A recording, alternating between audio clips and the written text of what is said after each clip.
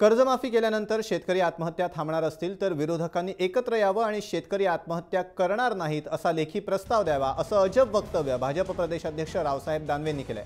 रावसाहेब दानवे आज शिर्डीत साईंच्या दर्शनाला आले होते, त्यावेळी त्यांनी हे वक्तव्य केलंय। एकीकडे काँग्रेस राष्ट्रवादीसह सर्व विरोधकांनी संघर्ष यात्रा काढून राज्यभरात शेतकरी कर्जमाफीची मागणी लावून धरली आहे। त्यातच शेतकऱ्यांच्या आणि त्यांच्या कुटुंबियांच्या आत्महत्यांचं सत्र सुरूच असताना दानवेंनी केलेल्या वक्तव्यामुळे वाद होण्याची चिन्ह आहेत। संघर्ष यात्रेच्या माध्यमातून विरोधक सातत्याने सरकारवर कर्जमाफी करण्यासाठी दबाव टाकत आहेत, त्यामुळे विरोधकांवर टीका करताना दानवेंची ही अजब मागणी त्यांना महागात पडू शकते।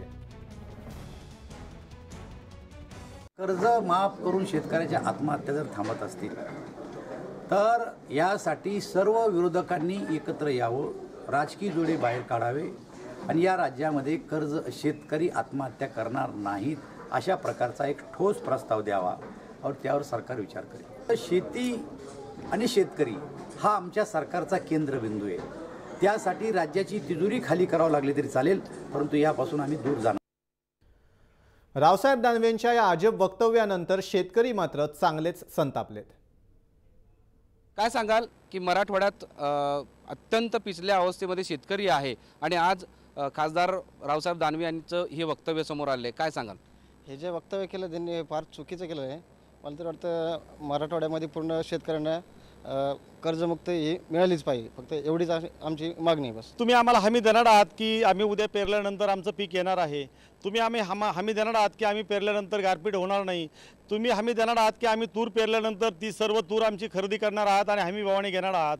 तुम्ही हमी देणार आहात की आम्ही पेरल्यानंतर जी तूर आमची 10 क्विंटल येणार आहे? अशा अनेक प्रश्न असे आहेत की तुम्ही हमी देणार आहात की आम्हाला वेळेवर कर्ज पुरवठा करणार आहात? शेतकऱ्यांचं कर्ज माफ झालं तरच आत्महत्या थांबतील असं मला वाटतं। पाठीमागे 3 वर्षाचा दुष्काळ, आता ह्या वर्षी पाऊस पडला, ह्या शासनाने घोषणा केली की आम्ही तुम्हाला हमी भाव देऊ, असा भाव देऊ, तसा भाव देऊ, आणि आज आमची तूर रोडवर लोळती। आत्महत्या थांबतील कशा? तुम्ही आज आमचे 50-60 रुपये मंजूर माफ केले, 2 लाख माफ केले, अरे तुम्ही आम्हाला हमी भाव द्या ना। या सरकारला सत्ता टिकवणं अत्यंत अवघड होईल असंही एका बाजूने शेतकरी सांगतायत। त्यामुळे सरकारने आणि सरकारमधल्या असलेल्या पक्षांनी जबाबदारीने शेतकऱ्यांसंदर्भात वक्तव्य करावेत अशी एक मागणी आता शेतकऱ्यांमधून होते। व्हिडिओ जर्नलिस्ट महेश वाघसह माधव सावरगावे, जय महाराष्ट्र, औरंगाबाद। काँग्रेस आमदार सुनील केदार यांनी दानवेंच्या वक्तव्यावर कडाडून टीका केली आहे।